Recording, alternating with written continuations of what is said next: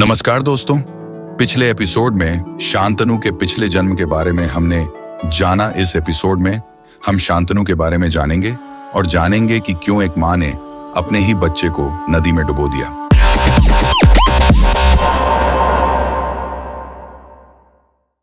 दोस्तों, महाभारत के इतिहास में ऐसी कई कहानियां हैं जो हमें प्रेम, बलिदान और कर्तव्य का महत्व सिखाती हैं। आज की कहानी है राजा शांतनु और देवी गंगा की।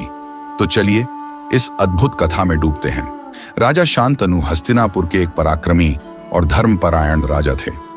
एक दिन वह शिकार करने गया और नदी के किनारे उसे एक सुंदर स्त्री दिखाई दी।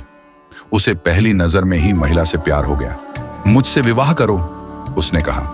मैं सहमत हूं, महिला ने उत्तर दिया। एक शर्त के तहत आपको कभी भी मेरे कार्यों पर सवाल नहीं उठाना चाहिए। शांतनु सहमत हो गए और जल्द ही उनका विवाह हो गया। 1 साल बाद उनके पहले बच्चे का जन्म हुआ। उसी दिन रानी बच्चे को नदी पर ले गई और उसे वहां डुबो दिया। राजा शांतनु स्तब्ध रह गए, लेकिन कुछ नहीं बोले। उसने उसके कार्यों पर कभी सवाल नहीं उठाने का अपना वादा निभाया। राजा शांतनु की रानी ने अपने पहले बच्चे को और दूसरे को नदी में डुबा दिया। एक एक करके उसने 7 बच्चों को डुबो दिया। शांतनु ने कुछ नहीं कहा। जब 8वां पुत्र हुआ और गंगा उसे भी बहाने लगी, तो शांतनु अपने आप को रोक नहीं पाए। उन्होंने गंगा से इसका कारण पूछा। रानी ने अपने रहस्य को उजागर किया। उन्होंने कहा, राजन, ये 8 बच्चे वसुओं के रूप में जन्मे थे, जिन्हें आर्षि वशिष्ठ ने शाप दिया था। मैंने वचन दिया था कि मैं इन्हें जन्म देकर उनके शाप से मुक्त करूंगी, लेकिन आपसे वचन तोड़ने के कारण अब यह 8वां पुत्र जीवित रहेगा। उस बच्चे का नाम था देवव्रत, जो आगे चलकर भीष्म पितामह के नाम से प्रसिद्ध हुए।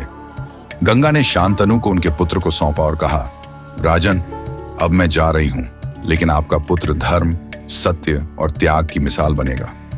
यह कहकर गंगा विलीन हो गई। दोस्तों, यह कहानी हमें सिखाती है कि कर्तव्य और प्रेम का संतुलन कितना कठिन होता है। राजा शांतनु और देवी गंगा की यह कथा महाभारत के सबसे महत्वपूर्ण अध्यायों में से एक है। अगले वीडियो में जानेंगे वसुओं कौन थे और उन्हें क्यों ऋषि वशिष्ठ ने शाप दिया था।